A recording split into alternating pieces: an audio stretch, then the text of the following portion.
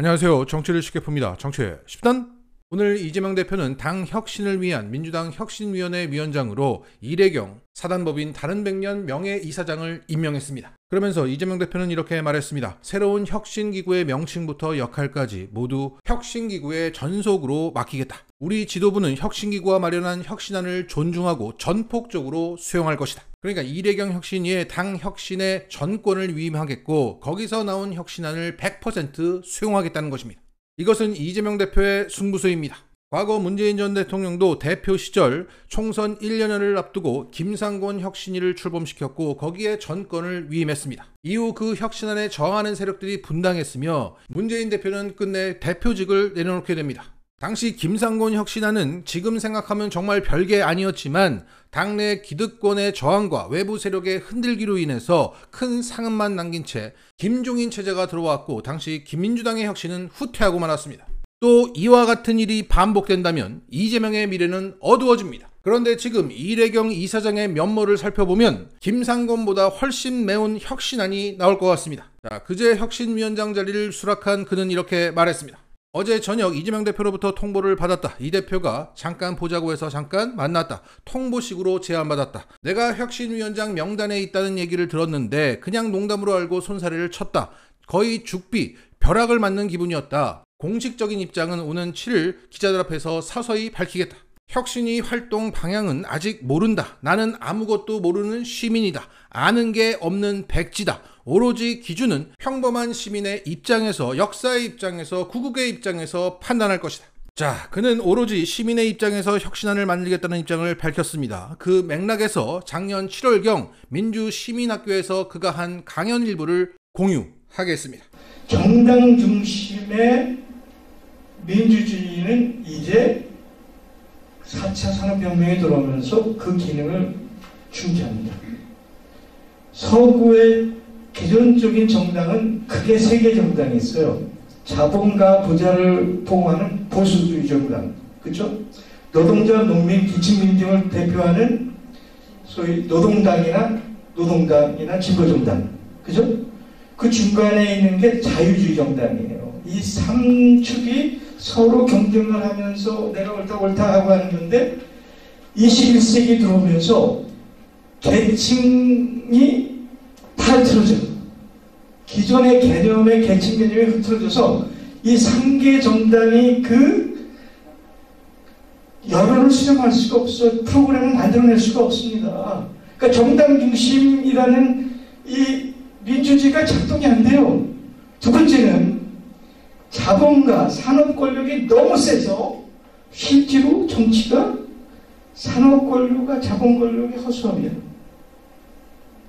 이게 포스트 민주주의라고 영국의 클라우치라고 정치학회 수십 년 정치학회 학회장에 쓴 고백이 포스트 민주주의. 민주주의 황금 지났다. 민주주의는 사행기에 들어갔다. 이 근권이 정치, 경제, 언론, 문화, 지식 모든 영역을 장악해요. 매수해요. 지배해요. 아까 국회의원도 얘기했잖아요. 그래서 사실은 우리가 하고 있는 민주주의는 선거 위임 민주주의야. 평범한 사람 정치하지 마라. 그냥 선거할 때 똑똑한 난 찍어줘라. 이게 대한민국의 선거죠. 거기다 승자독식에 선택의 여지가 없어. 국민의힘 아니면 민주당 아니면 찍을 데가 없잖아요. 다른 데 찍어봐야 소용이 없으니까. 이 승자 독식의 이 양당 구조 모두를 정치적으로 노예하는 정치 구조입니다. 대한민국에.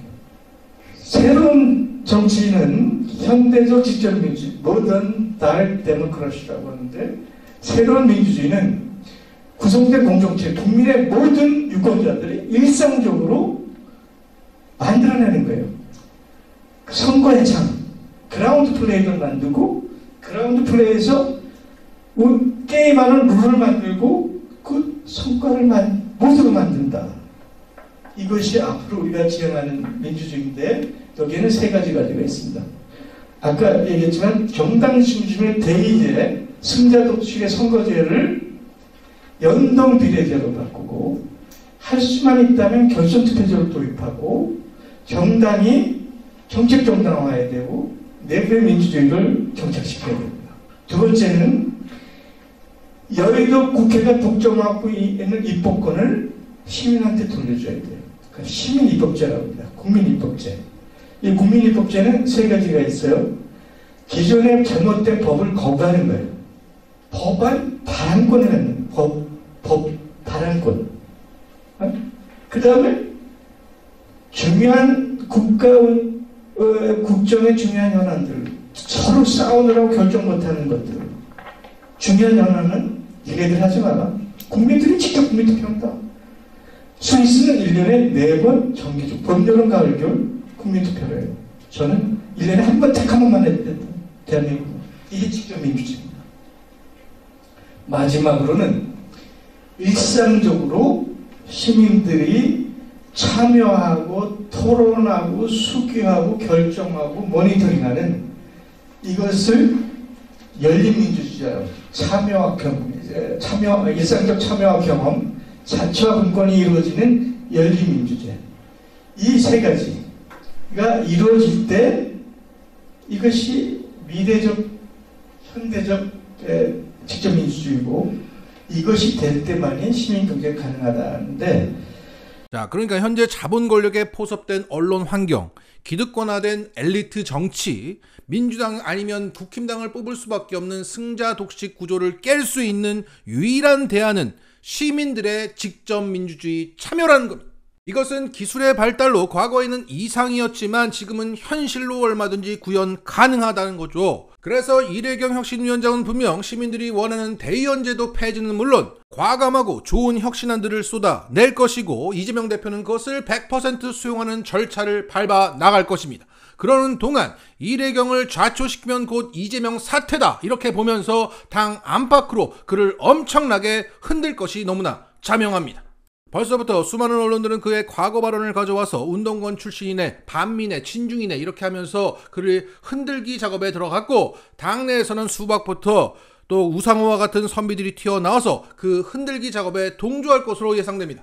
그러면서 거기서 나온 혁신안들이 의총에서 중앙에서 통과되어야 하는데 이것은 그 통과 여부가 곧 이재명 대표의 재신임 투표다 이렇게 몰아가면서 문재인 당대표 시절 때와 똑같이 할 것입니다. 자, 현재 시민들 사이에서도 이래경은 너무 매운맛이 아니냐 이런 의견부터 당 혁신만 잘하면 됐지 왜 벌써부터 쫄고 난리냐 가보자 라는 의견까지 나오고 있습니다. 자, 현재 상황은 명확합니다. 문재인은 김상곤이라는 정수를 뒀다면 이재명은 이래경이라는 강수를 둔 것입니다. 이거 너무 위험한 거 아니냐? 이미 이재명은 선택했고 우리는 스탠스를 결정해야 합니다. 이 승부수가 위기가 기회가 될지 기회가 다시 위기가 될지는 온전히 우리에게 달렸다. 이재명은 우리를 믿고 던진 것이다.